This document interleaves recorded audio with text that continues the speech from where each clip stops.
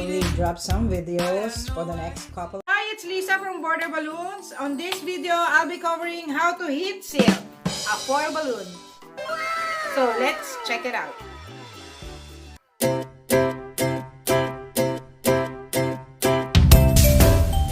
How to heat seal foil balloons. There's lots of foil balloons that there's no valve, especially the smaller sizes of foil balloons. First, you will need the heat sealer. Remember to read the operating instructions before using the sealer. No power is consumed if you do not press the handle, and it's only hot when you press it. There's heat stripe inside, which is replaceable. There's dial knob. You need to try first to get the right temperature. I use number 4 or lower depending on the balloon size. The smaller the balloons, the more you need to reduce the temp. 12 seconds later. Grab your pump and your balloon and inflate.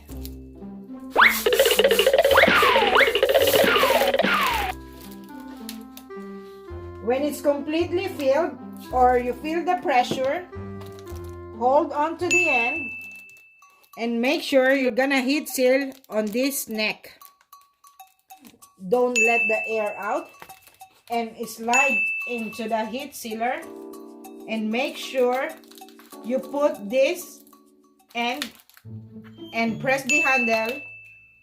Hold it for at least 5 seconds and make sure the neck are open, and then release.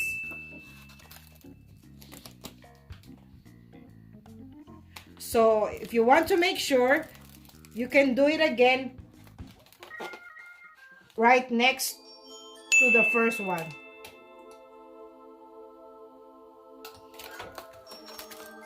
So it's done. Wow! Let's do it again one more time. Grab your pump and your foil balloon. Inflate.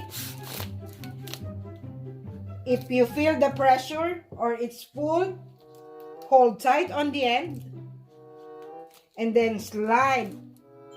Press the handle for at least 5 seconds. Make sure the neck are open. And voila!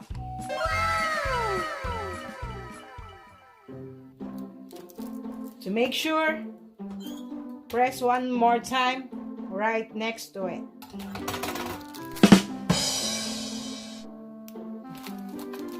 How to seal the foil balloons using the heat sealer.